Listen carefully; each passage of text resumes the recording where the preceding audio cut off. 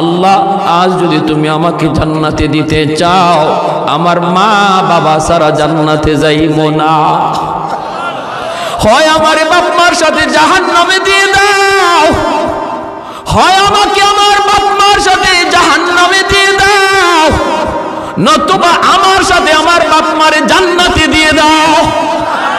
আমি আমার মা বাবা সারা থাকবো না।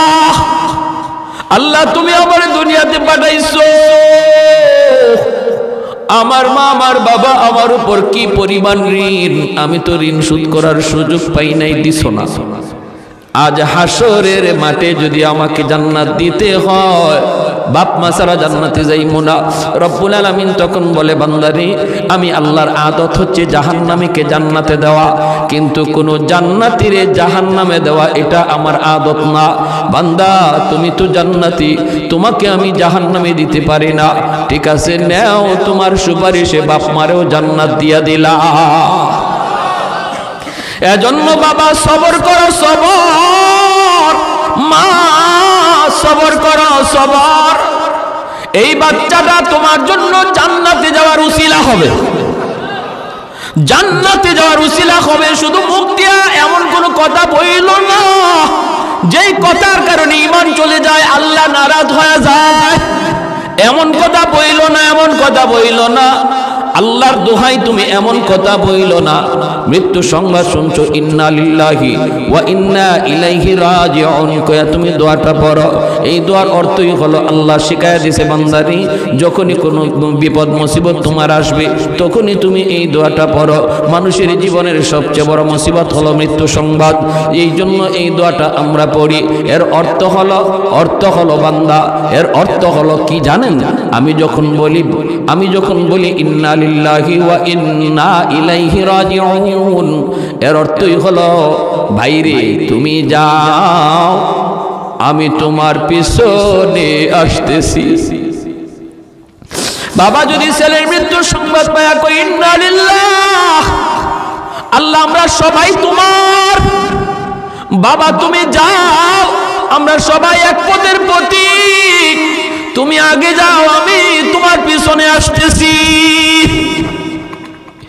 কেউ থাকার জন্য আসে নাই রে আল্লাহর গোলাম, কেউ থাকতে আসে নাই, থাকবার চেষ্টা করেও থাকা যায় না, যেতেই হবে, যেতেই হবে। এজন্য সন্তানের মৃত্যু সংবাদ শোনার পরও তুমি না শুকরিমূলক কথা বইল না, আপনজন প্রিয়জনের কোন মৃত্যু সংবাদ শুইনো না শুকরিমূলক কথা বইল না। আইয়ুব আলাইহিস সালাম যখন তিনি তার তিনটা বিবির মৃত্যু সংবাদ পাইলেন, এরপরও তিনি একবারের জন্য না শুকরি করলেন না, আল্লাহর শুকরিয়া আদায় করেন। আল্লাহ পাক কয়, এরে ইবলিস তাকায় দেখ, আমার পয়গম্বর এত বড় বিপদেও আমি আল্লাহকে ভুলে না। ইবলিস কয়, মালিক জানোনি কেন? কেন? ইবলিস কয়, সম্পদ নিয়ে গেছো, রাজত্ব নিয়ে গেছো, ছেলে নিয়ে গেছো, বিবি নিয়ে গেছো, এরপরে তোমারে কেন ডাকে জানোনি? কারণ হলো তারে তুমি এখনো সুস্থ রাখছো। কি কয়? সুস্থতার নিয়ামত তুমি দিয়া রাখছো, সুস্থ বানায় দেখো, তোমাকে ভুলে যাবে আর তোমার নাম নিবে না।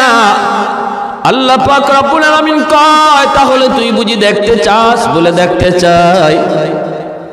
আল্লাহ পাক রব্বুল আলামিন এইবার আইয়ুব আলাইহিস সালামের শারীরিক অসুস্থতা আল্লাহ ফালায়া দিলেন।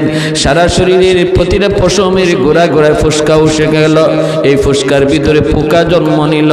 সারা শরীরের এমন কোনো পশমের গোড়া নাই যেই গোড়া দিয়ে ফুসকা উঠে নাই, একটা পোকা জন্ম নেয় নাই। সারা শরীরের মধ্যে দুর্গন্ধ ছড়াইতে লাগলো, শরীর পচে গেছে। আল্লাহর পয়গম্বর সাইয়্যিদুনা আইয়ুব আল্লাহর কাছে ডাক দিয়া কয়, মালিক সমস্ত শরীর যদি আমার পোকায় খায় আমার কোনো আপত্তি নাই, যদি তুমি খুশি থাকো আমিও খুশি, কিন্তু মালিক আমার জিহ্বাটা তুমি পোকা দিয়া খাওয়াও না, কারণ এই জিহ্বা দিয়ে আমি সকাল সন্ধ্যা তোমাকে আল্লাহ কইয়া ডাক দেই, আমি তোমার আল্লাহ আল্লাহ কইয়া ডাকি, আমার কোনো কষ্ট লাগে না, নামের ভিতরে এত মজা, এত মজা, এত মজা। আল্লাহ পুরা দেহটাও যদি পোকায় খায় আমার জিহ্বাটা তুমি পোকা দিয়া খাওয়াও না। এই জিহ্বা দিয়া নবী আল্লাহকে ডাকে, আল্লাহকে ডাকে। মানুষেরা কয় ও রহিমা, তাড়াতাড়ি তাড়াতাড়ি করে তুমি স্বামী নিয়ে এলাকা ছেড়ে ভাগো, আমরা কেউ তার দুর্গন্ধে টিকতে পারি না। রহিমা তুমিও যদি পারো বাপের বাড়ি চলে যাও। আল্লাহর নবী সাইয়্যিদুনা আইয়ুব আলাইহিস সালামের বিবি রহিমা, তিনিও সাধারণ কোনো মহিলা ছিলেন না, তিনিও একজন বাদশাহী পরিবারের মেয়ে, তিনিও একজন নবী পরিবারের মেয়ে। হযরত ইউসুফ আলাইহিস সালামের ছেলের ঘরের নাতিন ছিলেন। অতএব যেমন ছিলেন সুন্দরী, তেমন ছিলেন নবী পরিবারের কন্যা, আবার ছিল বাদশাহীও। এত কিছু থাকার পরেও যখন আপনজন মানুষেরা কয় রহিমা তাড়াতাড়ি আইয়ুবকে চাইরা তুমি ভাগো, রহিমা কান্দে আর তোমরা কি কও গো? আমার স্বামী যদি রাজি থাকে আল্লাহর তৈরি জান্নাতের মেহমান আমি হব, আর যদি আমার স্বামী নারাজ থাকে আমার আমল লইয়াও জান্নাত পাব না। স্বামী যদি রাজি থাকে আল্লাহ পাক মহিলাকে জান্নাত দেয়।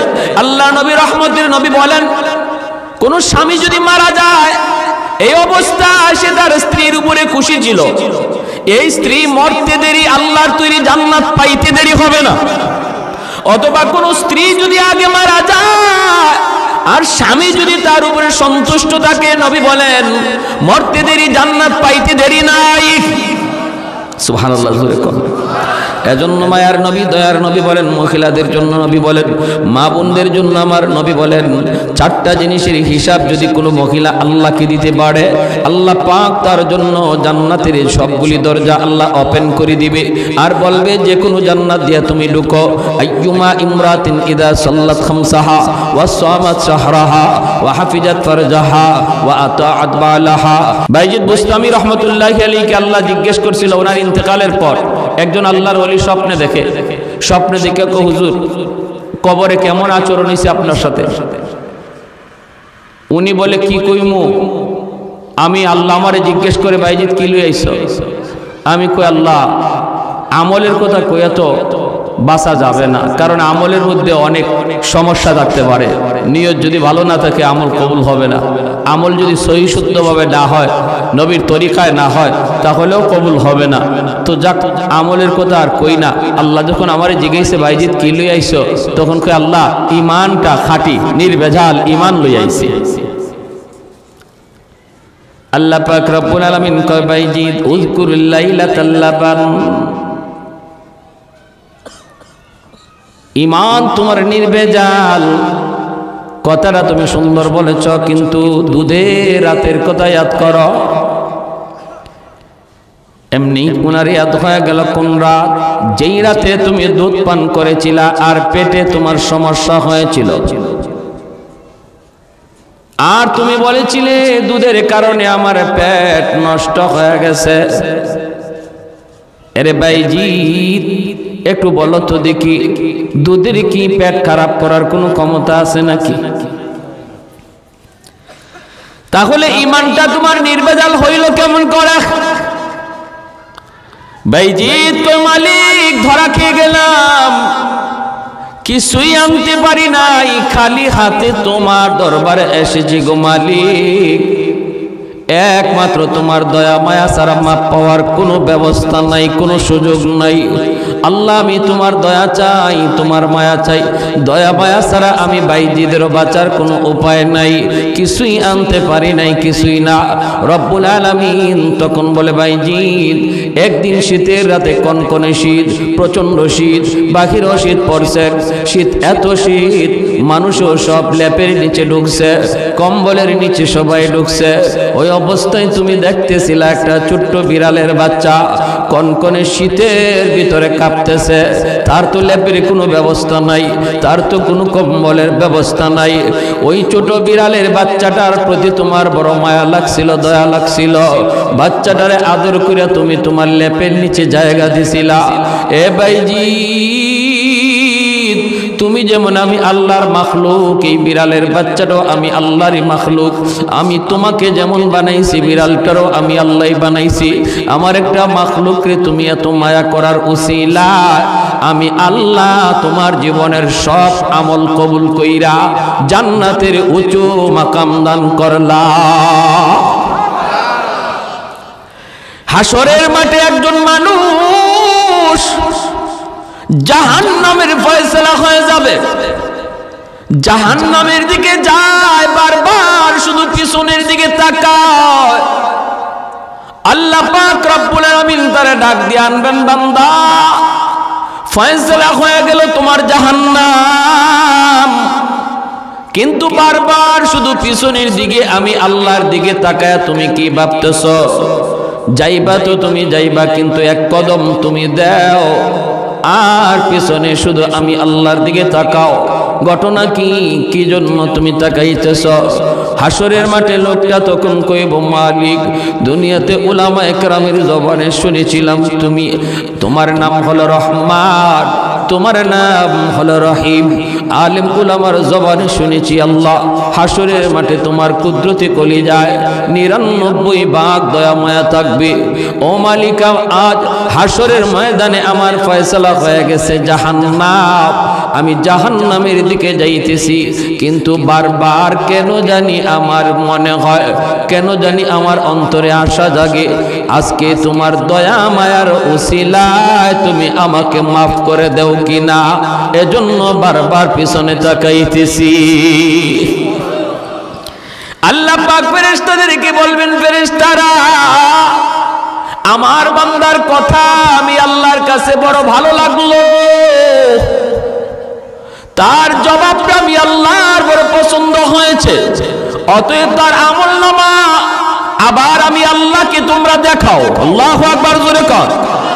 যেই আমলনামা ওজনের কারণে নেকির পাল্লা হালকা, গুনার পাল্লা ভারী, আর তার ফয়সালা হয়েছে জাহান্নাম, ওই আমলনামাটা আমি আল্লাহ আবার নিজে দেখব, নিজেরই চেক করব। রব্বুল আলামিন তার আমলনামাটা নিজেই তিনি খুলবেন, খুইলে আল্লাহ পাক বলবে, বান্দারে ওই যে দেখা যায় আমলনামা আল্লাহ পাক ঘুরাইতেছে, কোন উসিলায় আল্লাহ তারে মাফ করবে আল্লাহ খুঁজতেছে, পাতা উল্টায় আর আল্লাহ উসিলা তালাশ করে।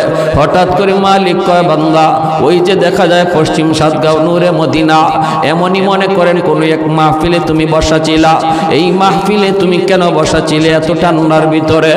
কি ছিল সেখানে যাওয়া তোমার উদ্দেশ্য? তোমার ঘরের পরিবেশ ছিল আরামের, বিবি বাচ্চার কাছে তুমি থাকতে পারতা, কেন তুমি ওই জায়গায় বসে বসে তুমি কি শুনছিলা? কেন তুমি এই কষ্ট করে বসা ছিলা একটু বলো। তখন কইব, মালিক দুনিয়ার কোনো উদ্দেশ্য ছিল না, ওই জায়গায় গেলে পরে আমারে কেউ ৫০০-১০০০ টাকা দিবে এমনও ছিল না। আল্লাহ কষ্ট করে বসা ছিলাম তুমি মাওলাকে পাওয়ার জন্য, তোমার কাছে জান্নাত পাওয়ার জন্য। আল্লাহ শুধু তোমাকে খুশি করার জন্য আমি ওই জায়গায় গিয়েছিলাম, বসা ছিলাম। রব্বুল আলামিন বলবে, বান্দারে আমি আল্লাহর আদত হচ্ছে মাফ করে দেওয়া, কিন্তু আমার নিজাম হচ্ছে উসিলা ছাড়া মাফ করি না। ওই দিনের মাহফিলে বসাকে উসিলা করে আজ হাসরের ময়দানে আমি আল্লাহ তোমার নাজাতের ফয়সালা দিয়া দিলাম। আর একটু জোরে বলে সুবহানাল্লাহ। মুসলমানের আওয়াজে বলেন সুবহানাল্লাহ। লা জিদ্দা ওয়ালা নিদ্দা ওয়ালা হাদ্দা লিমাওলা,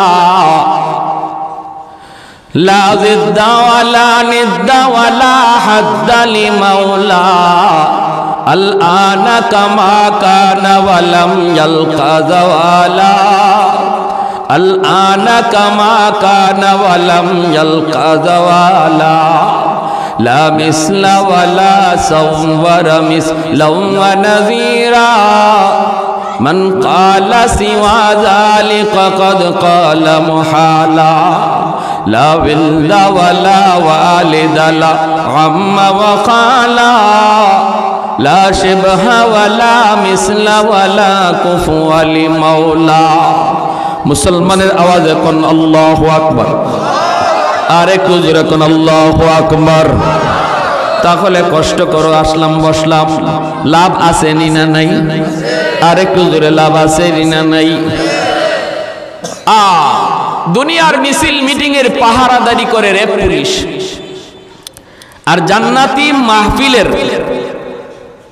পাহারাদারি করেন রহমতের ফেরেশতারা নিজে। আমার আপনার চতুর্দিকে পাহারা বসাইছেন রহমতের ফেরেশতা। নবীজি বলেন ওয়াজ শেষ হওয়ার পর আখিরি মুনাজাত করে, মানুষজন বাড়িতে যায়, ফেরেশতারাও যায়। ওয়াজ শেষ, আর থেকে কি করবে? ডিউটি শেষ। আল্লাহ ফেরেশতাদেরকে জিজ্ঞেস করে কোথায় ছিলা? ফেরেশতারা কো মালিক ওই যে পশ্চিম সাতগাঁও নূরে মদিনা জামে মসজিদের উদ্যোগে তোমার বান্দারা ওয়াজ মাহফিলের আয়োজন করে, আর ওই ওয়াজ মাহফিলের পাহারাদার ছিলাম আমরা ফেরেশতা। আল্লাহ ওয়াজ শেষ হয়েছে, তোমার বান্দারা বাড়ি যায়, আমরা আমাদের বাড়িতে আসছি। রব্বুল আলামিন তখন বলে বান্দারা আমার ওখানে বসে বসে কি চাইলো, তোমরা এদেরকে কি চাইতে শুনছো? ফেরেশতারা কয় মালিক যা দেখলাম যা শুনলাম ওরা সবাই জান্নাত চায়, জাহান্নামের আগুন থেকে বাঁচতে চায়। আল্লাহ বলে বল ফেরেশতারা বলো আমার বান্দারা কি জান্নাত দেখছে? ফেরেশতারা কয় না গো মালিক, ওরা জান্নাত দেখে নাই, ওরা যে জাহান্নামের আগুন থেকে বাঁচতে চায়, জাহান্নামের আগুন কি ওরা দেখছে? ফেরেশতারা কয় না গো মালিক, তাও তারা দেখে নাই। আল্লাহ পাক রব্বুল আলামিন তখন বলে ফেরেশতারা তাহলে তোমরা সাক্ষী থাকো, আমার যে সকল বান্দারা এখানে বসে বসে জান্নাত চাইল, জাহান্নামের আগুন থেকে বাঁচতে চাইল, আমি তোমাদের সাক্ষী রেখে বললাম না দেখেও তারা বসে বসে চাইতেছে, আমি আল্লাহ তাদের চাওয়া মাফিক জান্নাতের ফয়সালা দিয়া দিলাম। ফেরেশতারা কয় মালিক সবাইরে মাফ করে দিছো? কয় হ্যাঁ সবাইরে। ফেরেশতারা কয় আল্লাহ একজন মানুষ ওয়াজ শোনার নিয়তে আসে নাই, ও বাড়িতে যাওয়ার পথে ছিল, দোকান থেকে বাড়িতে যায়, আর ওয়াজের আওয়াজ শুই না, কয়েক ওয়াজ শুই না যাই, উদ্দেশ্য হলো তার বাড়িতে যাওয়া, উদ্দেশ্য হলো বাজারে যাওয়া, কিন্তু মাঝখানে ওয়াজ হইতেছে শুই না, সে এখানে বসে যায়। আল্লাহ তুমি কি তারও মাফ করে দিছো নাকি? রব্বুল আলামিন কয় হুমুল জালিসুল লা ইয়াশকা জালিসুহুম, এটা এমন এক মজলিস রে ফেরেশতারা শুন, এই মজলিসে যেই বসবে আমি আল্লাহ তারই মাফ করে দেই। এটা আমার প্রিয় বান্দাদের এক মজলিস, আমার প্রিয় বান্দাদের সাথে যে ওই আইয়া বসবো তাল মিলাইব আমি তারও মাফ করে দেই। সুবহানাল্লাহ জোরে কর। তাহলে আমাদের কষ্টের মধ্যে লাভ আসেনি না? না, এজন্য যারা এখনো আসি নাই চলে আসি আখেরি মোনাজাত পর্যন্ত। এই কষ্ট, এই শীত, জানি অনেক শীত পড়ছে, অনেক ঠান্ডা পড়ছে, কিন্তু কষ্টটার দ্বারা, কষ্ট করে যে কাজটা, যে আমলটা করা হয়, এটাই তো নাজাতের উসিলা হয়, ঠিক না? ফজরের সময় ওযু করাটা এখন খুব কষ্ট, এই ঠান্ডার মধ্যেও যে আল্লাহর বান্দা ফজরের নামাজে উইটা, ফজরের সময় উইটা ঠান্ডা পানিতে ওযুটা করবে, তার গরমের দিনের নামাজ আর ঠান্ডার দিনের নামাজ এক না, ওজনে অনেক বেশ কম হয়ে যাবে।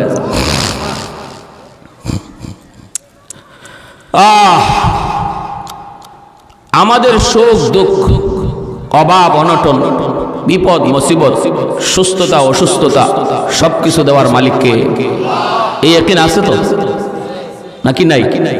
সুখে থাকলে আল্লাহর প্রশংসা করব, দুঃখে পড়লেও প্রশংসা করব কার? গোলামি করব কার? যিনি সুখ দেয় ইনি আবার দুঃখ দেয়, আবার যিনি দুঃখ দেয় ইনি আবার দুঃখটা সরায়। নাকি কোনো দয়াল বাবার ক্ষমতা আছে? হ্যাঁ, বিপদে পড়ে গেছেন, কোনো মানুষের ক্ষমতা আছে?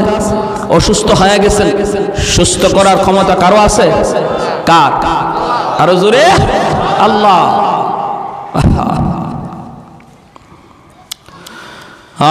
এজন্য সুখে দুঃখে প্রশংসা করব কার? আল্লাহ। সুখে দুঃখে প্রশংসা করব আল্লাহ। মানুষকে আল্লাহ সুস্থতা দিয়া পরীক্ষা নেয়, দেখি সুস্থতার হালতে সে শুকর গুজার হয় কিনা।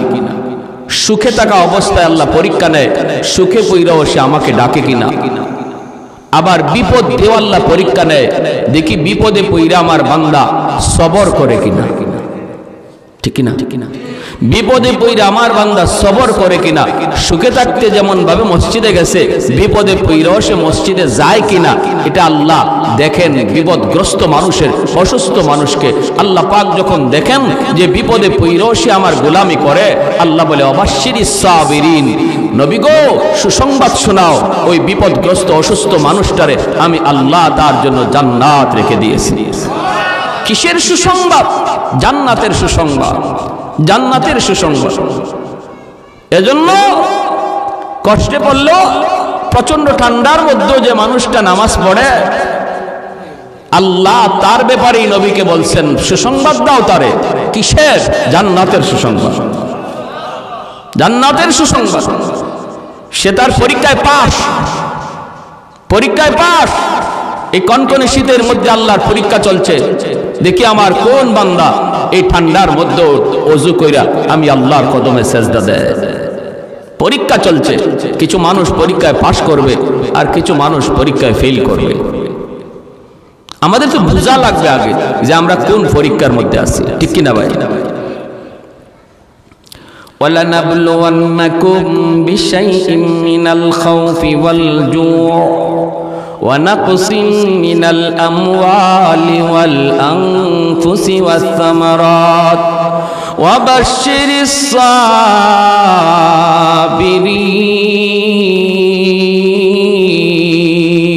আল্লাহু আকবার। আল্লাহ বলেন আমি পরীক্ষা নেই, অবশ্যই আমি তোমাদের কাছ থেকে পরীক্ষা নেব, পরীক্ষা নেব। মিনাল খাউফি ওয়াল জু, কখনো ভয়ভীতির মাধ্যমে, কখনো ক্ষুধার মাধ্যমে, অভাব অনটনের মাধ্যমে। জানের উপরে মুসিবত আসবে, মালের উপরে মুসিবত আসবে, বিপদ আসবে, বিপদ আসবে, বিপদ আসবে। আল্লাহ পাক রব্বুল আলামিন ইমানদারের কাছ থেকে আল্লাহ পাক পরীক্ষা নিবেন, ইমানের পরীক্ষা নিবেন। কিসের ইমানের পরীক্ষা? কখনো তারে অসুস্থ দিয়া, কখনো তারে অভাবে ফেলাইয়া, কখনো তার এরকম ভাবে কোন রকম তার জানমালের উপরে বিপদ দিয়া আল্লাহ পাক ইমানদারের ইমানের পরীক্ষা নিবেনই নিবেন। এটা আল্লাহর কথা। আহাসিবান নাসু আইয়ুতরাকু আইয়াকুলু আমান্না ওয়া হুম লা ইফতানুন। আল্লাহ পাক বলেন মানুষ কি মনে করে সে বলবে আমি মুমিন, অথচ আমি আল্লাহ তার কাছ থেকে ইমানের পরীক্ষা নেব না, এটা কি মানুষ মনে করে? আল্লাহ বলেন না, এমনটা তোমরা মনে করো না। যদি বলো আমি মুমিন, অবশ্যই তোমার ইমানের পরীক্ষা তোমার জীবনে আসবে। কারো জন্য পরীক্ষা হবে সহজ, কারো জন্য পরীক্ষা হবে কঠিন। কারো জীবনে পরীক্ষা আসবে একবার, কারো জীবনে পরীক্ষা আসবে বারবার, ঠিক কিনা? ইমান যার যত, ইমান যার যত মজবুত, তার পরীক্ষা হবে তত কঠিন। নবীগণের ইমান ছিল সবচেয়ে বেশি মজবুত, এজন্য নবীগণের উপরে ইমানের পরীক্ষাও এসেছে সবচেয়ে বড় কঠিন। রে যুবক, আইয়ুব আলাইহিস সালাম আল্লাহর একজন বহুত বড় পয়গম্বর, জলিলুল কদর পয়গম্বর। আল্লাহ তার সুস্থতার নিয়ামত দিয়েছেন 70 বছর। বিন্দু পরিমাণ তার 70 বছরের ভিতরে কোনো অসুস্থতা আসে নাই, একটা ঘাম বিচি পর্যন্ত তার 70 বছরের ভিতরে হয় নাই। আল্লাহ তার সমস্ত নিয়ামত আল্লাহ তারে দান করেছেন, বাদশাহীও তারে দান করেছেন, রাজত্ব আল্লাহ তারে দান করেছেন, নবুয়তিও আল্লাহ তারে দান করেছেন। 6টা যুবক, 6টা জোয়ান ছেলে আল্লাহ তারে দান করেছেন। অভাব অনটন বলতে কি জিনিস নবী বুঝতেন না। শুধু সুখ আর সুখ, শুধু শান্তি আর শান্তি। এই দিকে এক বাগান, ওই দিকে আরেক বাগান, এই দিকে মিল ফ্যাক্টরি, ওই দিকে কারখানা। এইভাবে এইভাবে চতুর্মুখী চতুর্মুখী সব ধরনের নিয়ামত আল্লাহ তারে দান করলেন।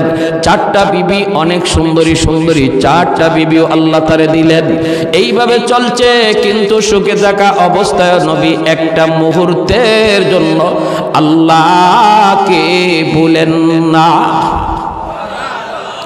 আমাদের সমাজে কিছু মানুষ এমন পাওয়া যায়, বেশি সুখে পড়লে আল্লাহকে ভুলে যায়, ঠিক না?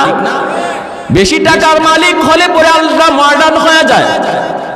আলট্রা মডার্ন, যত টাকা বেশি হয় তত কাপড় শর্ট হয়, ঠিক না? হ্যাঁ, যত টাকার মালিক হয় ততই শুধু বেলাইনে বেপথে চলে যায়, বেপথে চলে যায়। কোটি কোটি টাকার মালিকের পোলা পান্ডে দেখা যায় রাত 2টা বাজে 3টা বাজে মদ খায়া ঘরে ঢুকে, নেশা করে ঘরে ঢুকে। কারণ কি? কারণ হলো টাকা খরচ করার জায়গা তো পায় না, এজন্য শয়তান তারে ভিন্ন পথে চালায়। আল্লাহ পাক রব্বুল আলামিন বলেন, না, সুখে থাকা অবস্থায় আমার পয়গম্বর আমাকে একটা মুহূর্তের জন্য সে ভুলে না, আমার কদমে সে সাজদা দেয়। এইভাবে তিনি গোলামি করতেছেন। একবার ইবলিস ডাক দিয়া কয়, মালিক, তোমার পয়গম্বর আইয়ুব কেন তোমাকে এত ডাকে জানোনি? তোমার গোলামি কেন করে জানোনি? আল্লাহ বলে, কেন? কয়, খুব বেশি সুখে রাখছ, খুব বেশি আরামে রাখছ, অভাব বলতে কি জিনিস বুঝে না, এজন্যই সে তোমাকে ডাকে। ও মালিক, এজন্যই তোমাকে ডাকে, তোমার গোলামি করে, কারণ বিপদ কি জিনিস বুঝে না, অসুস্থতা কি জিনিস এখনো টের পায় না। আল্লাহ, অভাব কি জিনিস তোমার নবী বুঝে না, এজন্য তোমার গোলামি করে, অভাবে ফালা দেখো, বিপদ তারে দিয়ে দেখো, তোমার গোলামি আর করবে না। যদি কঠিন থেকে কঠিন বিপদ তুমি দাও, আমি ইবলিস বলতেছি তোমার পয়গম্বর আইয়ুব গোলামি করবে দূরের কথা, তোমার নাম পর্যন্ত ভুলে যাবে। নাউজুবিল্লাহ। আরেকটু জোরে কন্যা নাউজুবিল্লাহ, আরেকটু জোরে কন্যা নাউজুবিল্লাহ। কে কয়? ইবলিস কয়। কি কয়? কয় বিপদে ফালায় দেখো, খুব সুখে আছে তো এজন্য তোমারে ডাকে, একটু বিপদে ফালায় দেখো না কদ্দূর তোমারে ডাকে। আমার তো মনে হয় নামও ভুলে যেতে পারে। ইবলিসের কামই তো হইল আমাদের ক্ষতি করা, ঠিক না? ইবলিসের কামই হলো মানব জাতির ক্ষতি করা, কারণ সে এটা আল্লাহর কাছ থেকে লইয়ে আইছে। কইছে, যে মানুষের কারণে আজ আমি জাহান্নামী, আমি ছিলাম মুআল্লিমুল মালাইকা, ফেরেশতাদের উস্তাদ, সেখান থেকে আমি লানতের তখ্ত গলায় লইয়া আজকে জাহান্নামী হলাম এই মানুষের কারণে, এই আদমের কারণে। এই বনি আদম কেমন করে জান্নাতে যায়? আমি জান্নাতি মানুষের জাহান্নামী বানাইয়া এরা কেমনে জান্নাতি হয়, আমি ইবলিসও দেখব। নাউজুবিল্লাহ, জোরে কোন। ইবলিসই চ্যালেঞ্জ করছে। আল্লাহ পাক রব্বুল আলামিন বলছে যে ঠিক আছে, তুই তোর চ্যালেঞ্জ নিয়ে থাক, ইল্লা ইবাদাকা মিনহুমুল মুখলাসিন, কিন্তু আমার যেই সকল বান্দারা মুখলেস, যারা আমি আল্লাহকে ইয়াদ করে সব কাজ করে, যেখানে যায় সেখানে আমাকে সাথে রাখে, আমার ওই সকল বান্দারে তুই বিন্দু পরিমাণ ক্ষতি করতে পারবি না। ঠিক কিনা? দোকানে বৈশাও যে এই কথা ভাববে যে আমি মাপে কম দিতে পারি, কিন্তু কাস্টমাররে ফাঁকি দিলেও আল্লাহকে ফাঁকি দেওয়া যাবে না, এই মানুষটারে শয়তানে ক্ষতি করতে পারবে না। যে মানুষটা টেবিলে বৈশাও ভাববে যে আমি ঘুষের টাকা টেবিলের নিচ দিয়ে নিতে পারি, কেউ দেখবে না, দেখেন কে? আল্লাহ। যার অন্তরে এই ভয় আছে, সে কখনো টেবিলের নিচ দিয়েও ঘুষ নিবে না। আল্লাহ বলে আমার ওই সকল বান্দাদের কোনো ক্ষতি করতে পারবে না। এই চ্যালেঞ্জ লইয়া শয়তান আসছে। এজন্য শয়তান কয়, আপনার নবী আইয়ুব ইনারে খুব আরামে রাখছো তো এজন্য তোমারে ডাকে, বিপদে ফালায়া দেখো নাম ভুলে যাবে। আল্লাহ পাক রব্বুল আলামিন কয়, ইবলিস তাহলে তুই বুঝি দেখতে চাস? কয় হ, আমি দেখতে চাই। আল্লাহ বলে, না না, আমার আইয়ুব বিপদে পড়লেও আমি আল্লাহকে ডাকবে। ইবলিস কয়, না, বিপদে পড়লে ডাকবে না। আল্লাহ বলে, তাহলে দেখ। এই বইলে আল্লাহ পাক রব্বুল আলামিনের পরীক্ষা শুরু হয়ে গেল। আল্লাহর পয়গম্বর সাইয়্যিদুনা আইয়ুব আলাইহিস সালামের উপর ভাইয়েরা, বন্ধুরা, সর্বপ্রথম তার নিউজ আসলো তার মিল ফ্যাক্টরিগুলা ধ্বংস হয়ে যাচ্ছে, এই কারখানা ওই কারখানায় আগুন লাগছে। যখনই বিপদ কোনো খবর ওনার কানে আসতো, সাথে সাথে আল্লাহর পয়গম্বর আল্লাহর শুকরিয়া আদায় করত। সুবহানাল্লাহ। আল্লাহ পাক কয় রে ইবলিস দেখ আমার পয়গম্বর বিপদের সংবাদ পাইল, এরপরও দেখ আমি আল্লাহকে ভুলে না, আমাকে ভুলে না, না শুকরি করে না, না না এমন কোনো কথা কয় না যেই কথায় আমি আল্লাহ নারাজ হই। আমাদের কারো উপরে যখন বিপদ আসে তখন আমরা মাঝে মাঝে এমন কথা মুখ দিয়ে বের করি যেই কথার দ্বারা আল্লাহ নারাজ হয়ে যায়। কিছু মানুষ এমনও পাওয়া যায় কয় আল্লাহ বুঝি আমারে শুধু পাইল, আল্লাহ বুঝি আর কাউরে দেখে না। আমি নামাজ পড়ি, আমি রোজা রাখি, আমি দাড়ি টুপি নিয়ে চলি, বিপদ আমারে সারে না। এই লোকটায় নামাজ পড়ে না, রোজা রাখে না, এর দিকে কোনো বিপদ আসে না, এত সুখে শান্তিতে আছে, তাহলে ঠিক আছে আজ থেকে আমিও আর নামাজ পড়বো না। নাউজুবিল্লাহ। আমি সিলেট এক এলাকায়, আমার বাড়ি তো সিলেট এক এলাকায় গেলাম, রানীগঞ্জ, জগন্নাথপুর, সুনামগঞ্জ, বয়ান করলাম। তো আমারে বয়ানের শেষে মানুষের যারা কর্তৃপক্ষ কয় হুজুর ওই যে ঘরটা দেখতেছেন এই ঘরের একটা লোক পাক্কা নামাজি আসছিল, পাক্কা নামাজি দিনদার, মা মুসিবতে পড়ছে। আমি তো বললাম ওই আল্লাহ ইমানদারের ইমানের পরীক্ষা নিবে মুসিবত দিয়া, ঠিক না? মুসিবতে পড়ছে, হয়তো একটা দুইটা মুসিবত তার উপরে আসছে। হঠাৎ করে একদিন দেখা যায় বাজারে চিল্লায় চিল্লায় কয় আল্লাহ কি আমারই শুধু খালি দেখে, আমারই শুধু পাইল? তো নামাজ পড়ে লাভ হইল কি? আল্লাহর বন্দেগী করে লাভ হইল কি যদি খালি আল্লাহ আমারই বিপদ দেয়? যে নামাজ পড়ে না হেইদি ভালো আছে। নাউজুবিল্লাহ করনা। যে হালাল হারাম মানে না, সুদ খায় ঘুষ খায়, হেইদি ভালো আছে। এই কথা বলতেছে মানুষ, বলতেছে ভাই এই কথা কয় না, কয় রাখ, কয় না আমি কম বুঝি না। এই কথা কইয়া মুরতাদ হয়ে গেছে, একদম মসজিদ সারা হয়ে গেছে, দাড়িটা পর্যন্ত ফালাই দিছে। নাউজুবিল্লাহ জোরে হুজুর আমরা দেখছি কিছুদিনের পর কিছুদিনের ভিতরেই তার শরীরে পচন শুরু হয়েছে, হাত পা, এমনকি নবীর সুন্নত যে দাড়িটা ছিল এই দাড়িটা কাটার কারণে পুরা মুখটা তার ফচ্ছে গেছে, পুরা মুখ পচন ধরছে। এই আল্লাহর বান্দা শোনো, আমি একটা ইবাদত আল্লাহর একটা গোলামি পারতেছি না, কিন্তু আমি মনে মনে দুর্বল, আমি আল্লাহর কাছে আসামি। আল্লাহ আমি এটা করা দরকার ছিল, আল্লাহ আমি পারতেছি না, আল্লাহ তুমি আমারে মাফ করো, আমারে করার তৌফিক দাও, আল্লাহ আমারে দাড়িটা রাখার তৌফিক দাও, দাড়িটা রাখা দরকার। এইভাবে যদি একটা মানুষের অন্তরে এরকম ভাবে অপরাধী ভাব থাকে, আল্লাহ তারে একদিন দাড়ি রাখার তৌফিক দিয়ে দিবে। কিন্তু একজন মানুষ যদি দাড়ি, আবার কি দাড়ি না রাখলে কি হইছে, এই ধরনের কথা যদি কয় সাথে সাথে সে বেঈমান হয়ে যায়, সাথে সাথে বেঈমান। এজন্য আল্লাহ নবী বলেছেন একটা জমানা আসবে এমন, যেই জমানায় সকালবেলা মুমিন বিকালে হবে কাফির। সে কোন কথার কারণে কাফির হইছে এটা নিজেও বুঝবে না। ইউসবিহুর রাজুলু মুমিনা ওয়া ইউমসি কাফিরা। আল্লাহ নবী বলেন সকাল বিকালে তার ঈমান উলটপালট হবে, সে বুঝবে না এই ধরনের কথার দ্বারা। আমি মসজিদে যাইতে পারি না, আল্লাহ আমাকে তুমি জামাতে নামাজ পড়ার তৌফিক দাও, এই কথা বলা। আল্লাহ আমার সুযোগ তৈরি করে দাও, আল্লাহ আমি বহুত বড় অপরাধী, আল্লাহ আমি গুনাহটা এখনো ছাড়তে পারতেছি না, আল্লাহ আমারে ছাড়ার তৌফিক দাও। এই কথা যে মানুষটা অন্তর থেকে কয়, আল্লাহ তার মৌতের আগে আগে গুনাহ থেকে মুক্ত কইরা আল্লাহ তার ওলি বানায়া কবরে নেয়। আর গাওরামি করলে এর মরণ হয় বেঈমানের হালতে।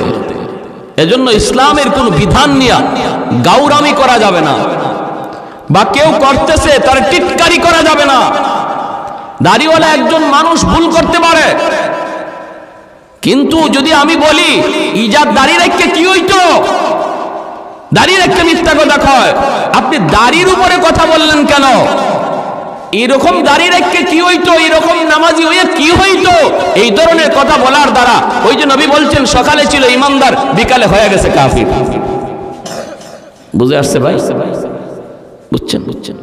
একজন আলেম ভুল করতে পারে, একজন আলেম ভুল করতে পারে, কিন্তু আলেমের ভুলের কারণে যদি কেউ কয় মোল্লা মুন্সি হইয়া কি হইতো, মোল্লা মৌলবী একটাও ভালো না, মৌলবী জাতি ভালো না, তাহলে ওই কি জানেন, রাইসুল মুফাসসিরিন আব্দুল্লাহ ইবনে আব্বাস রাদিয়াল্লাহু তাআলা আনহু এই উম্মতের ভিতরে যিনি সবচেয়ে বড় মুফাসসির ছিলেন, যিনি আল্লাহর কালাম সবচেয়ে বেশি বুঝছেন, আমার নবীর আপন চাচাতো ভাই রাইসুল মুফাসসিরিন আব্দুল্লাহ ইবনে আব্বাস রাদিয়াল্লাহু তাআলা আনহু বলেন, এ যত বড় হাজী হোক, যত বড় নামাজি হোক, মরণের সময় বেঈমান হইয়া মরবে।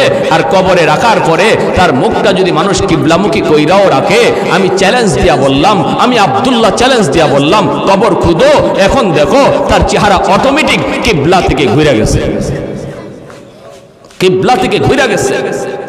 যারা উলামায়ে কেরামের উপরে, আলেম সমাজের উপরে খারাপ ধারণা রাখে, আব্দুল্লাহ ইবনে আব্বাস বলেন, আমি আব্দুল্লাহ কসম করে বলি, তোমরা তার কবর খুঁজো, দেখবা পশ্চিম দিকে তার কিবলা নাই, তার মুখ নাই, তার মুখ অটোমেটিক ঘুরে গেছে কিবলা থেকে। সাবধান। এজন্য আমার ভাইয়েরা, বন্ধুরা, কথা বলতে হিসাব করে বলতে হবে। জবান যত কম চালাবো তত মুক্তি পাবো। মান সামাতা নাজা, যে কথা কম বলবে সে তত মুক্তি পাবে, যে কথা তত বেশি বলবে সে তত বেশি ধরা খাবে। আল্লাহ পাক কয়, ইবলিস, এই যে দেখ, আমার আইয়ুব বিপদের সংবাদ শোনার পর আমি আল্লাহকে ভুলে না, সুখে থাকতে আমারে যেইভাবে ডাকছে, বিপদে পড়লেও আমারে ওইভাবেই ডাকে। আল্লাহু আকবার। সুখে থাকা অবস্থায় যেইভাবে আমার কদমে সেজদা দিছে, বিপদে পড়ার পরেও আমার কদমে সেজদা দেয়। অতএব তুই কি বললি আর কি দেখতেছি? ইবলিস কয়, মালিক, ও মালিক, কেন তোমার সেজদা দেয় জানোনি? বিপদের সংবাদ শুই না তো কোনো লাভ নাই, রাজত্ব এখনো আছে। আল্লাহ পাক রব্বুল আলামিন রাজত্বটাও আল্লাহ কেড়ে নিয়ে নিলেন। এরপরও নবী আল্লাহকে ডাকে, আল্লাহর কদমে সেজদা দেয়। ইবলিস কয়, সব কিছু নিয়ে গেছে, এরপরও তোমারে ডাকে কেন জানোনি? কারণ হলো এখনো তার 6টা ছেলে আছে, জোয়ান ছেলে। এই 6টা ছেলে যেই বাবার আছে, এই বাবার আবার টেনশন কিসের? একদিকে যাবে আরে একদিকে জুড়াবে, একদিকে ক্ষয় হবে আর একদিকে আয় হবে। কারণ 6টা ছেলে আছে জোয়ান, তরতাজা টাটকা যুবক। এজন্যই নবী তোমার শুকরিয়া আদায় করে, এজন্যই এখনো তোমার গোলামি করে। ইবলিস কত বড় শয়তান চিন্তা করেন। পরীক্ষা কঠিন করতেছে না? আল্লাহ পাক কয়, তাহলে দেখবি না? কি কয়, দেখব। 6টা ছেলে এক জায়গায় এক ঘরের মধ্যে ঘুমন্ত ছিল রে আল্লাহর গোলাম। সাত ভেঙ্গে 6টা ছেলে এক রাতেই মারা গেল, শহীদ হয়ে গেল। 6টা ছেলের মৃত্যুর সংবাদ যখন নবীর কাছে আয়, বাবার কাছে যখন সন্তানের মৃত্যু সংবাদ আসে, পৃথিবীতে এর চেয়ে বড় কষ্টের কোনো সংবাদ হয় না। যেই বাবার কাঁধে সন্তানের লাশ উঠে, পৃথিবীতে এর চেয়ে ভারী কোনো বোঝা হয় না। এই বাবাই শুধু বুঝে এই বোঝাটা কত ভারী। যেই বাবার কাঁধে সন্তানের লাশ উঠে, যেই মাত্র নবীর কাছে পরপর 6টা ছেলের ইন্তেকালের খবর নবীর কাছে আসলো, তখনও নবী আল্লাহর নাশুকরি করে না, তখনও আল্লাহর গোলামি করে, আল্লাহর প্রশংসা করে। আল্লাহ পাক কইরে, ইবলিস দেখ, টাকা দেখ, আমার পয়গম্বর এত বড় বিপদের খবর, এরপর আমি আল্লাহকে ভুলে না। ভাইরে যা বলতেছি একটু দিলের কান দিয়া কথাগুলি শুনুন। আমার আপনার বিপদ কিন্তু এর চেয়ে বড় না, বরং অনেক হালকা বিপদ আমার আপনার উপরে আসে। অনেক সময় আমরা বিপদে পড়ে একদম হাই হুতাশ করে ফেলি, আল্লাহ নাশুকরি করে ফেলি। বিপদে পড়ছে, অসুস্থ হয়েছে, এখন আর তার মসজিদে পাওয়া যায় না। না না, এমনটা তুমি কইরো না। আল্লাহর গোলাম, বিপদ যিনি দেয় উদ্ধারও করে কে? যে আল্লাহ বিপদ দেয় সে আল্লাহ উদ্ধার করে, ঠিক না? আর কারো কাছে গিয়া কোনো লাভ নাই। মুশকিল কুশা একমাত্র কে? কোন দয়াল বাবা, কিবলা বাবা, খাজা বাবা, জটা শাহ, ল্যাংটা শাহ, কোনো বাবাই পারে না।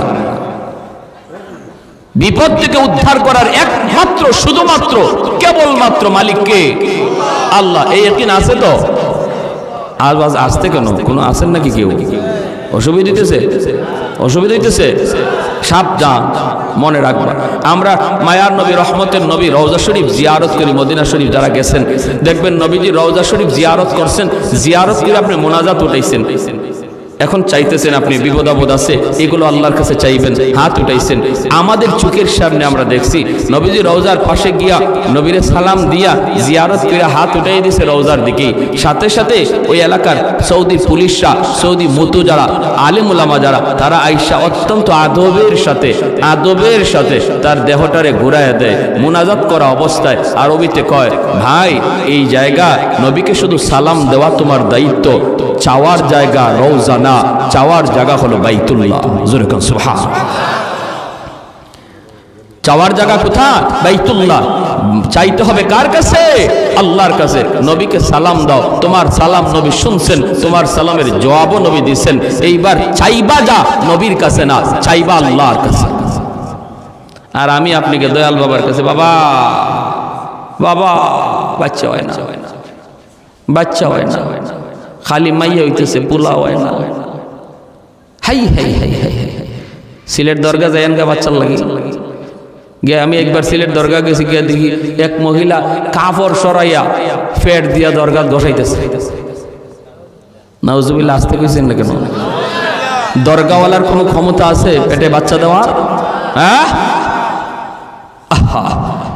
এজন্য আল্লাহ নবী বলেছেন, ইউসবিহুর রাজুলু মুমিনা ওয়া ইউমসি কাফিরা। এমন এক জামানা, এমন এক যুগ আসবে যেই যুগে সকালে হবে মুমিন, বিকালে হবে কাফির। আল্লাহ আমাদেরকে এই সমস্ত কাজ থেকে হেফাজত করুন। সবাই বলি আমিন। আল্লাহ পাক রব্বুল আলামিন কই, ইবলিস তাহলে তুই বুঝি দেখতে চাস? বলে দেখতে চাই। ইবলিস কে আল্লাহ ৬টা সন্তান নেওয়ার পরেও তোমার পয়গম্বর তোমাকে কেন ডাকে জানো নি গো মালিক? কেন ডাকে? আল্লাহ বলে কেন? ইবলিস কয় এখনো তার 4টা স্ত্রী আছে। যেই লোকটার 4টা স্ত্রী আছে তার আবার টেনশন কিসের? 6টা ছেলে গেলেও কোনো অসুবিধা নাই, ছেলে জন্ম নেওয়ার এখনো সুযোগ আছে, কারণ 4টা বউ আছে, টেনশন কের? আল্লাহ পাক রব্বুল আলামিন কয়, ইবলিস তাহলে দেখতে চাস? বলে দেখতে চাই। 4টা স্ত্রীর ভিতরে একজন স্ত্রী ছিলেন আইয়ুব নবীর খেদমতে, যার নাম ছিল বিবি রহিমা। আর 3জন তারা এক জায়গায় ছিলেন ঘুমন্ত। এই 3জন বিবি একসাথে তারা মারা গেলেন। নবীর কাছে খবর আসলো আপনার 3জন বিবি একসাথে দুনিয়া থেকে বিদায়। এরপরও মায়ার নবী আইয়ুব নবী আল্লাহর নাশুকরি করে না গো। এই কথা মুখ দিয়ে কয় না, মালিক আমারে নবী বানাইয়া লাভ হইল কি? এত বিপদ তুমি আমারে দিতেছ, তাহলে আমার নবুয়তি পায়া লাভ হইল কি? তোমার গোলামি কইরা লাভ হইল কি? একবারও তিনি বলেন না। 3জন বিবির মৃত্যু সংবাদ পাওয়ার পরও নবী আল্লাহর শুকরিয়া আদায় করে। ও আমার মা বোনেরা, খেয়াল করে শোনো গো মা, তোমার আমার বিপদ এর চেয়ে বড় নয়, সমানও নয়, এর চেয়ে 1000 গুণ ছোট, এর চেয়ে হাজার গুণ ছোট।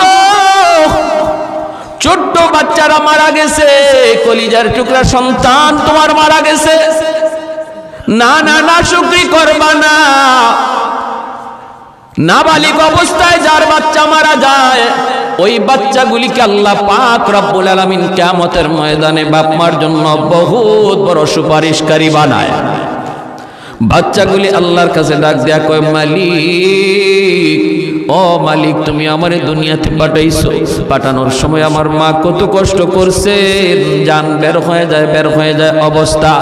এরপরে আমি দুনিয়াতে আসলাম, এত কষ্ট আমি মাকে দিলাম, কিন্তু মার কোনো খেদমত আমি করতে পারলাম না।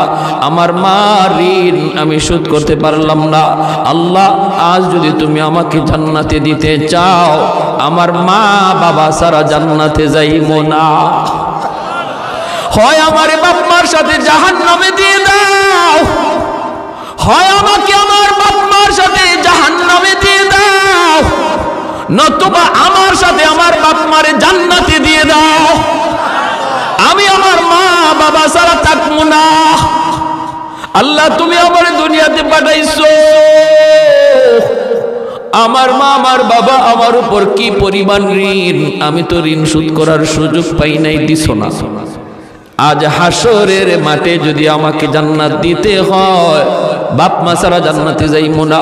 রব্বুল আলামিন তখন বলে, বান্দারে আমি আল্লাহর আদত হচ্ছে জাহান্নামীকে জান্নাতে দেওয়া, কিন্তু কোন জান্নাতীরে জাহান্নামে দেওয়া এটা আমার আদত না। বান্দা তুমি তো জান্নাতি, তোমাকে আমি জাহান্নামে দিতে পারি না, ঠিক আছে নাও তোমার সুপারিশে বাপ মারেও জান্নাত দিয়া দিলা। এজন্য বাবা সবর করো, সবর, মা সবর করো, সবর। এই বাচ্চাটা তোমার জন্য জান্নাতে যাওয়ার উসিলা হবে, জান্নাতে যাওয়ার উসিলা হবে। শুধু মুখ দিয়া এমন কোন কথা বইল না যেই কথার কারণে ঈমান চলে যায়, আল্লাহ নারাজ হয়ে যায়, এমন কথা বইল না, এমন কথা বইল না। আল্লাহর দোহাই তুমি এমন কথা বইল না। মৃত্যু সংবাদ শুনছো, ইন্না লিল্লাহি ওয়া ইন্না ইলাইহি রাজিউন কয়া তুমি দোয়াটা পড়ো। এই দোয়ার অর্থই হলো আল্লাহ শিখায়া দিয়েছে, বান্দারি যখনই কোনো বিপদ মুসিবত তোমার আসবে তখনই তুমি এই দোয়াটা পড়ো। মানুষের জীবনের সবচেয়ে বড় মুসিবত হলো মৃত্যু সংবাদ, এই জন্য এই দোয়াটা আমরা পড়ি। এর অর্থ হলো বান্দা, এর অর্থ হলো কি জানেন? আমি যখন বলি ইন্না লিল্লাহি ওয়া ইন্না ইলাইহি রাজিউন, এর অর্থই হলো ভাইরে তুমি যাও, আমি তোমার পিছনে আসতেছি। বাবা যদি ছেলের মৃত্যুর সংবাদ পায়া কই ইন্না লিল্লাহ, আল্লাহ আমরা সবাই তোমার, বাবা তুমি যাও, আমরা সবাই এক পথের প্রতীক, তুমি আগে যাও, আমি তোমার পিছনে আসতেছি। কেউ থাকার জন্য আসি নাই রে আল্লাহর গোলাম, কেউ থাকতে আসি নাই, থাকবার চেষ্টা করেও থাকা যায় না, যেতেই হবে, যেতেই হবে। এজন্য সন্তানের মৃত্যু সংবাদ শোনার পরও তুমি না শুকরিমূলক কথা বইল না, আপনজন প্রিয়জনের কোন মৃত্যু সংবাদ শুইল না শুকরিমূলক কথা বইল না। আইয়ুব আলাইহিস সালাম যখন তিনি তার তিনটা বিবির মৃত্যু সংবাদ পাইলেন, এরপরও তিনি একবারের জন্য না শুকরি করলেন না, আল্লাহর শুকরিয়া আদায় করেন। আল্লাহ পাক কয়, এরে ইবলিস তাকায় দেখ আমার পয়গম্বর এত বড় বিপদেও আমি আল্লাহকে ভুলে না। ইবলিস কয়, মালিক জানোনি কেন? কেন? ইবলিস কয়, সম্পদ নিয়ে গেছো, রাজত্ব নিয়ে গেছো, ছেলে নিয়ে গেছো, বিবি নিয়ে গেছো, এরপরে তোমার কেন ডাকে জানোনি? কারণ হলো তারে তুমি এখনো সুস্থ রাখছো। কি কয়? এখনো তারে সুস্থতার নিয়ামত তুমি তারে দিয়া রাখছো, দেহটা তার পুরোপুরি সুস্থ। যার দুইটা হাত আছে সে কোনো গরিব না, যার দুইটা পা সুস্থ আছে সে গরিব না, সে গরিব হতে পারে না, অসহায় হতে পারে না। সুস্থ দুইটা হাত যার আছে সে কোনোদিন অসহায় না, ঠিক কিনা জোরে কম? সুস্থতার নিয়ামত তুমি দিয়া রাখছো, সুস্থ বানায় দেখো, তোমাকে ভুলে যাবে আর তোমার নাম নিবে না। আল্লাহ পাক রব্বুল আলামিন কয়, তাহলে তুই বুঝি দেখতে চাস? বলে দেখতে চাই। আল্লাহ পাক রব্বুল আলামিন এইবার আইয়ুব আলাইহিস সালামের শারীরিক অসুস্থতা আল্লাহ ফালায়া দিলেন। সারা শরীরের প্রতিটা পশমের গোড়ায় গোড়ায় ফুসকা উঠে গেল, এই ফুসকার ভিতরে পোকা জন্ম নিল। সারা শরীরের এমন কোনো পশমের গোড়া নাই যেই গোড়া দিয়া ফুসকা উঠে নাই, একটা পোকা জন্ম নেয় নাই। সারা শরীরের মধ্যে দুর্গন্ধ ছড়াইতে লাগলো, শরীর পচে গেছে। আল্লাহর পয়গম্বর সাইয়্যিদুনা আইয়ুব আল্লাহর কাছে ডাক দিয়া কয়, মালিক সমস্ত শরীর যদি আমার পোকায় খায় আমার কোনো আপত্তি নাই, যদি তুমি খুশি থাকো আমিও খুশি, কিন্তু মালিক আমার জিহ্বাটা তুমি পোকা দিয়া খাওয়ায় না, কারণ এই জিহ্বা দিয়ে আমি সকাল সন্ধ্যা তোমাকে আল্লাহ কইয়া ডাক দেই, আমি তোমার আল্লাহ আল্লাহ কইয়া ডাকি, আমার কোনো কষ্ট লাগে না, নামের ভিতরে এত মজা, এত মজা, এত মজা। আল্লাহ পুরা দেহটাও যদি পোকায় খায় আমার জিহ্বাটা তুমি পোকা দিয়া খাওয়াও না। এই জিহ্বা দিয়া নবী আল্লাহকে ডাকে, আল্লাহকে ডাকে। মানুষেরা কয়, ও রহিমা তাড়াতাড়ি তাড়াতাড়ি করে তুমি স্বামী নিয়ে এলাকা ছেড়ে ভাগো, আমরা কেউ তার দুর্গন্ধে টিকতে পারি না। রহিমা তুমিও যদি পারো বাপের বাড়ি চলে যাও। আল্লাহর নবী সাইয়্যিদুনা আইয়ুব আলাইহিস সালামের বিবি রহিমা, তিনিও সাধারণ কোনো মহিলা ছিলেন না, তিনিও একজন বাদশাহী পরিবারের মেয়ে, তিনিও একজন নবী পরিবারের মেয়ে। হযরত ইউসুফ আলাইহিস সালামের ছেলের ঘরের নাতিন ছিলেন। অতএব যেমন ছিলেন সুন্দরী, তেমন ছিলেন নবী পরিবারের কন্যা, আবার ছিল বাদশাহীও। এত কিছু থাকার পরেও যখন আপনজন মানুষেরা কয় রহিমা তাড়াতাড়ি আইয়ুবকে চাইরা তুমি ভাগো, রহিমা কান্দে আর কয় তোমরা কি কও গো, আমার স্বামী যদি রাজি থাকে আল্লাহর তৈরি জান্নাতের মেহমান আমি হব, আর যদি আমার স্বামী নারাজ থাকে আমার আমল লইয়াও জান্নাত পাব না। স্বামী যদি রাজি থাকে আল্লাহ পাক মহিলাকে জান্নাত দেয়। আল্লাহ নবী রহমতের নবী বলেন, কোন স্বামী যদি মারা যায় এই অবস্থায় সে তার স্ত্রীর উপরে খুশি ছিল, এই স্ত্রী মরতে দেরি আল্লাহর তৈরি জান্নাত পাইতে দেরি হবে না। অথবা কোন স্ত্রী যদি আগে মারা যায় আর স্বামী যদি তার উপরে সন্তুষ্ট থাকে, নবী বলেন মরতে দেরি জান্নাত পাইতে দেরি নাই। সুবহানাল্লাহ। এজন্য মায়ার নবী দয়ার নবী বলেন, মহিলাদের জন্য নবী বলেন, মা বোনদের জন্য আমার নবী বলেন, চারটা জিনিসের হিসাব যদি কোনো মহিলা আল্লাহকে দিতে পারে আল্লাহ পাক তার জন্য জান্নাতের সবগুলি দরজা আল্লাহ ওপেন করে দিবে, আর বলবে যে কোনো জান্নাত দিয়ে তুমি ঢুকো। আইয়ুমা ইমরাতিন ইদা সাল্লাত খামসাহা ওয়া সামাত শাহরাহা ওয়া হাফিজাত ফারজাহা ওয়া আতাআত বালাহা।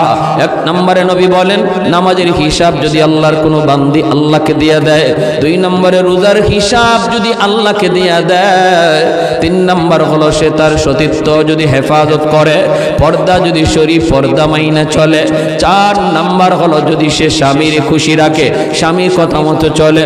মায়ার নবী দয়ার নবী বলেন এই মহিলা জান্নাতের যে কোনো দরজা দিয়ে ঢুকবে, কেউ তারে বাধা দিবে না। এজন্যই মায়ার নবী বলে মহিলাদের জন্য জান্নাতে যাওয়া সহজ, পুরুষের তুলনায় মহিলাদের জন্য জান্নাতে যাওয়া সহজ, কারণ মহিলাদের হিসাব হলো কম, মাত্র 4 কাজের হিসাব। একজন পুরুষের 4 কাজের হিসাব শুধু নয়, অনেকগুলি হিসাব একজন পুরুষকে দেওয়া লাগবে।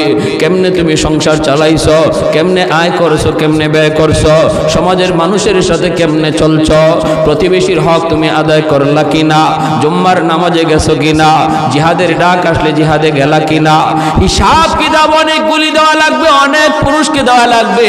কিন্তু মহিলার উপরে এত কোনো প্রশ্ন নাই। ঘরে টাকা কেমনে আসলো, কেমনে ব্যয় হলো, আল্লাহ কোনো মহিলাকে আল্লাহ জিগাবে না, জিগাবে পুরুষকে। এজন্যই মায়ার নবী বলেন মহিলারা দুনিয়াতে আল্লাহর ওলি হওয়ার লাইনে, আল্লাহর ওলি হওয়ার লাইনে পুরুষের চেয়ে অর্ধেক পথ আগায়া থাকে, অর্ধেক পথ আগায়া থাকে।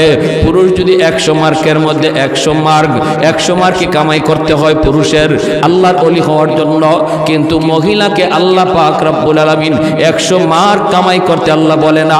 আল্লাহ কয় মহিলাদেরকে মা বোনেরা, আল্লাহর নবী জানাইছেন তুমি মাত্র 50 মার্ক কামাই করবা, আর 50 নাম্বার আল্লাহ তোমাকে দয়া কইরা দিয়া দিছে। শুধু মহিলা হওয়ার কারণে আল্লাহ মহিলাকে নিজে দয়া কইরা 50 নাম্বার দিয়া দিছে জন্মসূত্রে, আর বলছে তুমি বাকি 50 নাম্বার কামাই করো, মাত্র 4 কাজের হিসাব দাও। এরপর নবী বলেন জাহান্নামে আমি মহিলাদেরকে বেশি দেখেছি,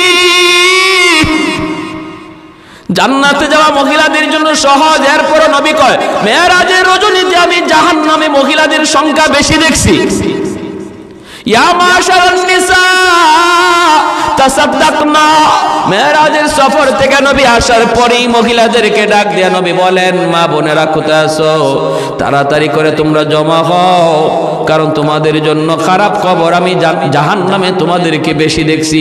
অতএব তোমরা বেশি বেশি করে আল্লাহর রাস্তায় দান করো।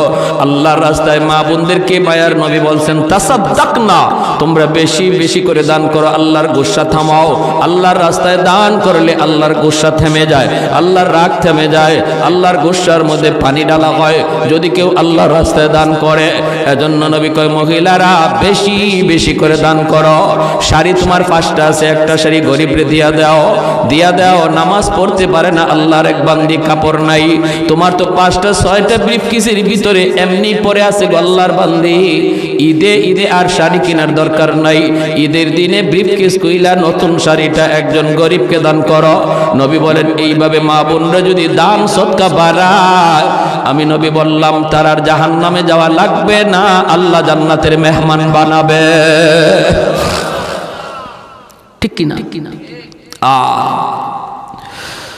রহিমা তুমি চলে যাও। তিনি বলেন না, তোমাদের নাকে দুর্গন্ধ লাগলো, আমার স্বামীর গায়ের দুর্গন্ধ আমার নাকে লাগে না।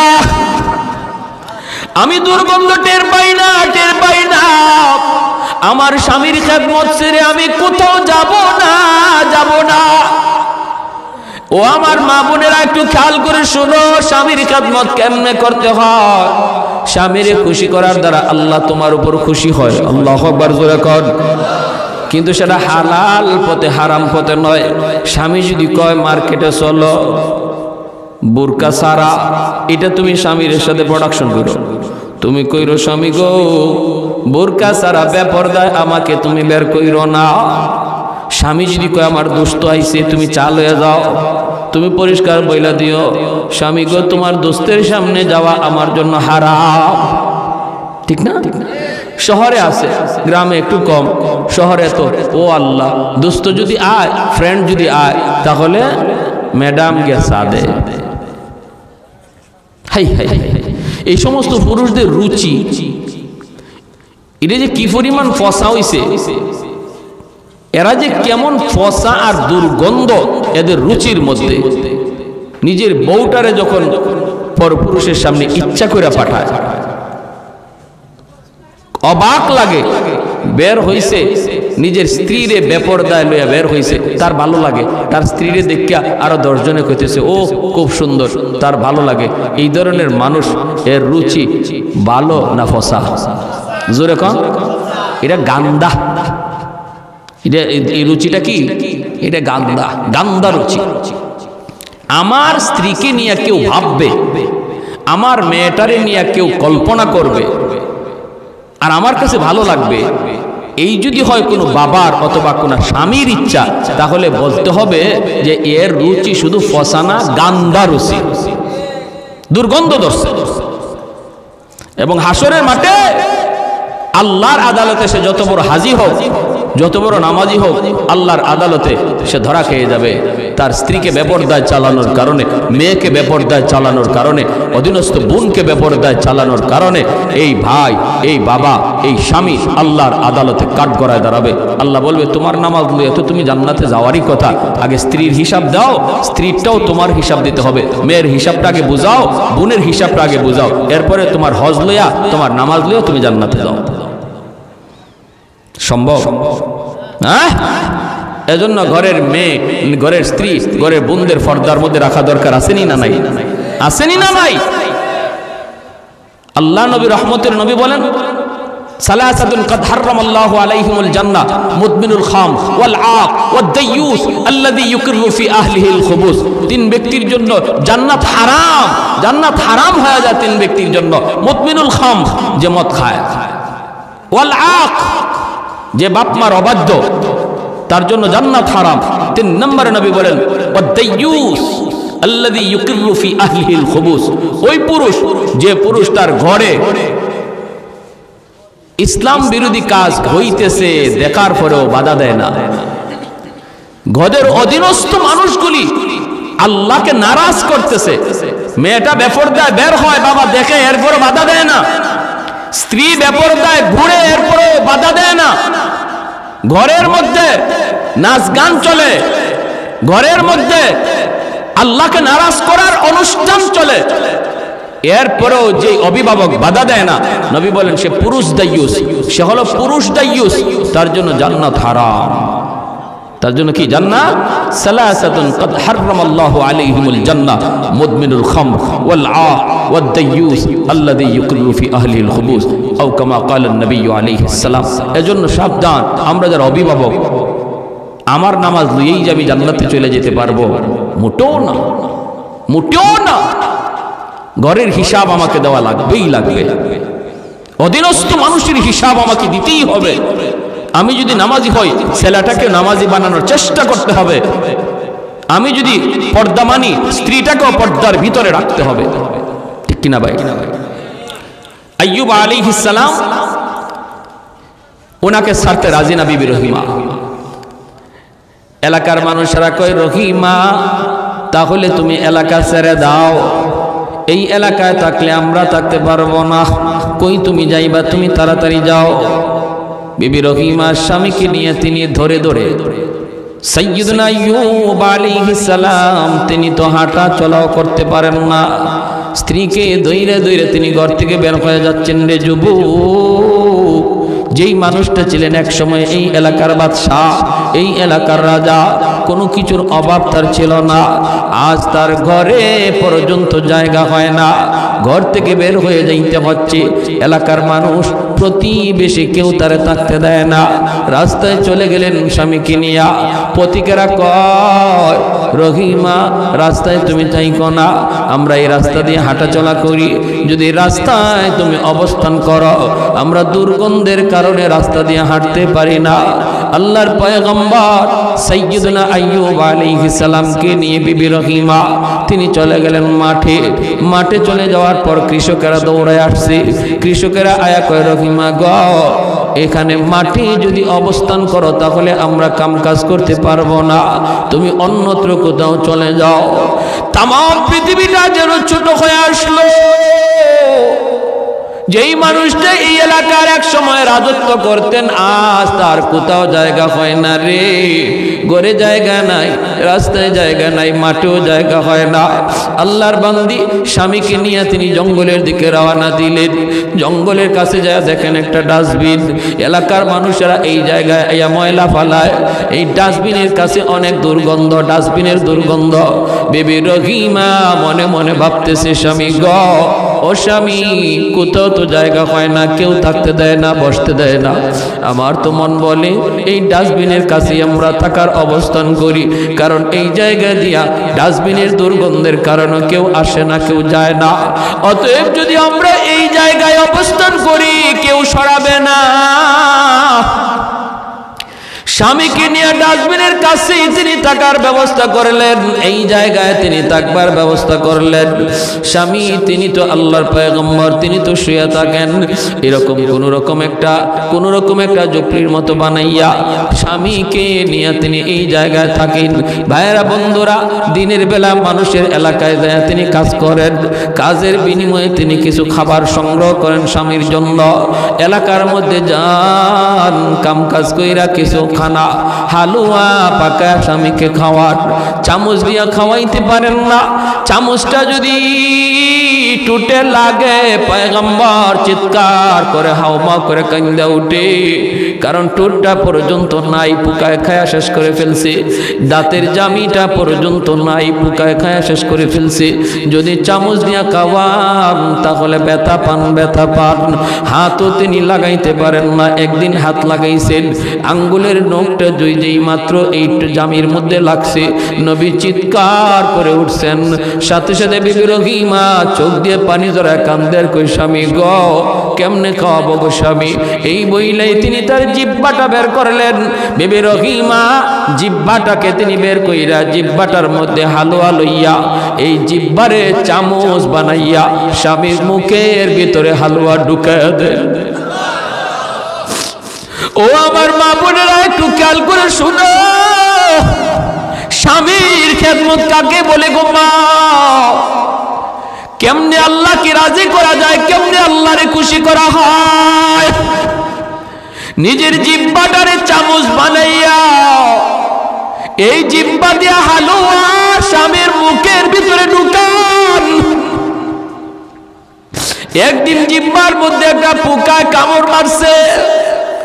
হঠাৎ করে বিবি রহিমা চিৎকার দিয়া যন্ত্রণায় মাটিতে পড়ে গেছেন। আর তিনি ডাক দিয়া কান্দেন আর বলেন, স্বামী গ, একটা পোকার কামড় আমি সইতে পারলাম না, এতগুলি পোকার কামড় আপনি কেমনে সইতেছেন গো স্বামী? কেমন করে আপনি সইতেছেন, কেমন করে সইতেছেন? বাইরে 13টা বছর এইভাবে চলে গেল, এই ডাস্টবিনের পাশেই 13টা বছর হয়ে গেল। 13 বছরের মাথায় যখন পোকায় তার জিহ্বার মধ্যে কামড় মারল, তখন তিনি আল্লাহর কাছে বলতেছেন, স্বামী গো, ও স্বামী, 13টা বছর হয়ে গেছে তুমি এইরকম অসুস্থ, আমিও মানুষের বাড়ি থেকে কাম কইরা কইরা তোমার খানার ব্যবস্থা করি, এমন পোকা যন্ত্রণা, পোকার কামড় শোয়া যায় না। ও স্বামী, একটু আল্লাহর কাছে বলো না, আল্লাহ যেন তোমার এই বিপদ দূর করে, আল্লাহ যেন তোমার সুস্থ করে দেয়। এই কথা বলা মাত্রই আইয়ুব আলাইহিস সালাম কয়, না গো বিবি, আমি এমন কথা আল্লাহর কাছে বলতে পারবো না। কারণ হলো, আল্লাহ যদি আমাকে জিজ্ঞেস করে, আইয়ুব 70 বছর পর্যন্ত আমি আল্লাহ তোমার সুস্থ রাখলাম, অসুস্থ হইছো মাত্র 13 বছর, এখনো তো 70 বছরের সমানে সমানে হয় নাই, এখনই বুঝি তুমি অস্থির হয়ে গেছো? কি জবাব দিব গো রহিমা, কি জবাব দিব? 70 বছর যদি হয়, তারপরে আল্লাহর কাছে বলবো, মালিক, সুস্থতা আর অসুস্থতা সমানে সমানে হইছে, আল্লাহ তুমি আমাকে এখন সুস্থ করে দাও। 70 বছরের আগে আমি আল্লাহকে বলতে পারবো না। একবার গেলেন মানুষের বাড়িতে, কাম নাই, কাম নাই, পান না, স্বামীর জন্য কেমন করে তিনি খানার ব্যবস্থা করবেন? শেষ দিয়ে দিচ্ছি, বেশি না, আর মাত্র 2 মিনিট। একজন মহিলার বাড়িতে গেলেন, ইহুদি মহিলা, যা বলেন, চাচি একটু খানার ব্যবস্থা আসেনি? মহিলায় কয়, না না, কিছুই নাই, দেওয়ার মতো কিছুই নাই। আল্লাহর বান্দি বিবি রহিমা কয়, চাচি গো, আমার স্বামী একজন আল্লাহর পয়গম্বর অসুস্থ, কুষ্ঠ রোগী, তার সারা শরীর পচে গেছে, আমি তার জন্য একটু খানার ব্যবস্থা করি গো চাচি, একটু খানা দাও, নতুবা কোনো কাম আসেনি, আমার কাম দাও। ইহুদি মহিলা কয়, না, আমার বাড়িতে কোনো কাম কাজ কিছুই নাই, কিছুই নাই, দেওয়ার মতো কিছুই নাই, তুমি চলে যাও, কাজ দেওয়ার মতো কিছুই নাই। তিনি বলেন, চাচি তাহলে একটু দেও না, হালুয়া একটু পাকাইছো, দিলে তো আমার স্বামীরে খাওয়াইতে পারি। মহিলায় কয়, দিতে পারি, বদলা লাগবে। কয়, বদলা দেওয়ার তো কিছুই নাই। ইহুদি মহিলা কয়, তোমার চুলটা অনেক লম্বা, একটু চুল যদি তুমি আমার কাইটা দাও, তাহলে তোমাকে বিনিময়ে দিতে পারি।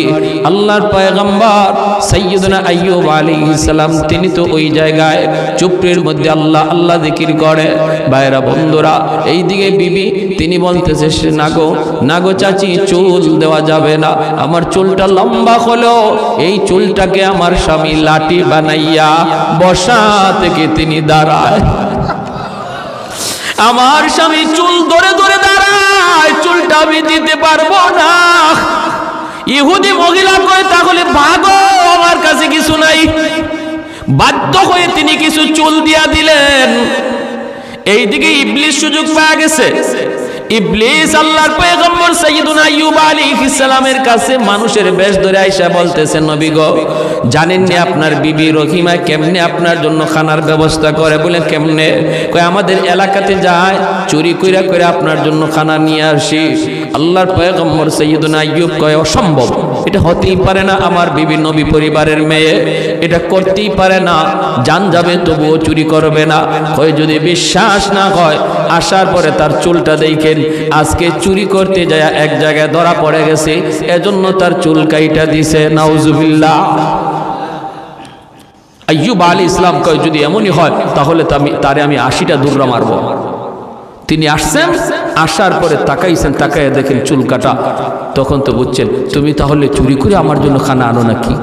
বলে, আল্লাহর নবী গো, খোদার কসম, আমি এমনটা করি নাই, আমি এমনটা করি নাই। তাহলে কে বলছে? মানুষের সুরত ধরে একজন আসছিল, সে তো ইবলিস। জিবরাইল আলাইহিস সালাম এক নবী গো, ও ইবলিস, আপনার স্ত্রীর ব্যাপারে সন্দেহ করবেন না, সে যা বলছে এটাই সত্য। তাহলে কসম পুরা করবেন কেমনে? 80টা কঞ্চি হাতে নিয়ে একবার স্ত্রীর গায়ে আঘাত দিয়া দেন, কসম পুরা হয়ে যাবে। ওই অবস্থায় আল্লাহ পাক রব্বুল আলামিন জিবরাইলকে পাঠাইছে, জিবরাইল যাও তো আমার আইয়ুবকে যে সালাম দাও। জিবরাইল আমিন এসে সালাম দিছে। নবী সালামের জবাব দিতে একটু দেরি হয়ে গেছে। জিবরাইল আলামিন কয়, নবী গো, আপনি যদি সালামের জবাব দিতে দেরি করেন, উম্মতে করব কি, উম্মতে করব কি? তখন আইয়ুব আলাইহিস সালাম কয়, ভাই জিবরাইল, আমি জবাব সাথে সাথেই দিতে চাইছিলাম, কিন্তু ওই মুহূর্তে আমার জিহ্বার মধ্যে একটা পোকা মাত্র উঠছে খানা খাওয়ার জন্য। আমি চিন্তা করলাম, যদি আমি এখন জিহ্বাটা নাড়া দেই, জবাব দিতে যাইয়া পোকাটা মাটির পড়ে যাবে। হাসরের মাঠে যদি পোকা আল্লাহর কাছে বিচার দেয়, আল্লাহ পাঠাইছিল তোমার নবীর কাছে খানার জন্য, আমারে খাইতে দেয় নাই, মাটিতে ফালাইয়া দিছে, এই ডরে আমি সাথে সাথে জবাব দেই নাই। পোকা পোকাটা যখন আমার জিহ্বা থেকে সরছে তখন আমি সালামের জবাব দিছি। আল্লাহ কয় জিব্রাইল কেমন জবাব পাইছো? আল্লাহ এই জমিনে এত সুন্দর জবাব আল্লাহ আমি জিব্রাইলের মনে পড়ে না আর কেউ দেয়। আল্লাহ তুমি রহম করো তোমার নবীর উপর। আল্লাহ কয় তাহলে আমার নবীরে কও হাঁটু দিয়ে নিজের পা দিয়ে যেন মাটিতে আঘাত করে, পায়ের গোড়ালি দিয়ে যেন আঘাত করে। জিব্রাইল কয় নবী গো পায়ের গোড়ালি দিয়ে আঘাত করেন। বলে আমার তো গোড়ালিই নেই। বলে যা আছে তা দিয়ে আঘাত করেন। আঘাত করতেই জমজমের পানির মতো পানি উঠতে শুরু হলো। আল্লাহ বলতেছে জিব্রাইল বলো আমার পয়গম্বরকে এই পানিটা যেন খায়, এই পানিটা যেন শরীরে লাগায়। খাওয়া মাত্র আর শরীরে মুসা মাত্রই সমস্ত পোকা ঝরঝরাইয়া পড়ে গেছে। 18 বৎসর পর, কয় বৎসর পর? কি বুঝে এই ধরনের অসুস্থ যদি আল্লাহ আমরা 3 দিন বিছানায় রাখে আমাদেরকে খুঁজেই পাওয়া যাইব না, ঠিক না? খুঁজেই পাওয়া যাইব না, কি অবস্থা হবে। এরপরে আল্লাহ পাক রব্বুল আলামিন কয় যাও। তিনি সুস্থ হইয়া পরিপূর্ণ সুস্থ হইয়া বসে রয়েছেন। বিবি রহিমা তিনি তখন এলাকায় ছিলেন। তিনি আসছেন খাবার লইয়া, আইয়া দেখেন জায়গার মধ্যে স্বামী নাই। কোথায় গেল আমার স্বামী? পাশে একজন সুন্দর সুঠাম দেহের যুবক বসা, হাউমাউ করতেছেন। আমার স্বামী কোথায়? বাগে খেয়ে ফেললো নাকি? দৌড়ায় গেছেন আইয়ুব আলাইহিস সালাম। তিনি তো 25 বছরের এখন পূর্ণ যুবক, আল্লাহ তারে বানায় দিছে। সুন্দর সুঠাম দেখের পূর্ণ যুবক। পিছনে যায় দাঁড়ায় বলতেছেন ও যুবক এখানে আমার একজন স্বামী ছিল, স্বামীরে তুমি দেখছো নি? আইয়ুব আলাইহিস সালাম চেহারাটা ওই দিকে রাইখা বলেন স্বামীর চেহারা দেখলে তুমি চিনবানি? বলে চিনব। কেমনে চিনবা? যৌবনের চেহারা মনে আসেনি? কয় মনে আছে। যেই মাত্র আইয়ুব আলাইহিস সালাম চেহারাটা ঘুরাইছেন সাথে সাথে বিবি রহিমা আল্লাহু আকবার কই আল্লাহর শুকরিয়া আদায় করে স্বামীরে জড়ায় ধরছেন। আল্লাহ সমস্ত নিয়ামত আবার ফিরাই দিছে, যা নিছিল আল্লাহ সব ফিরাই দিছে। কোন কোন তাফসীরি কিতাবে লিখছেন এরপরে এই পরীক্ষায় পাশ করার পর সাইয়্যিদুনা আইয়ুব আলাইহিস সালাম যদি কোথাও হাইটা যাইতেন তার পিছন দিয়া স্বর্ণের বৃষ্টি পড়ত। এত নিয়ামত আল্লাহ আবার ফিরাই দিছিলেন। কখন? যখন বিপদে পড়ে সবর করছেন। আমরাও যদি বিপদে পড়ে সবর করি আল্লাহ বলে বাশশিরিস সাবিরিন।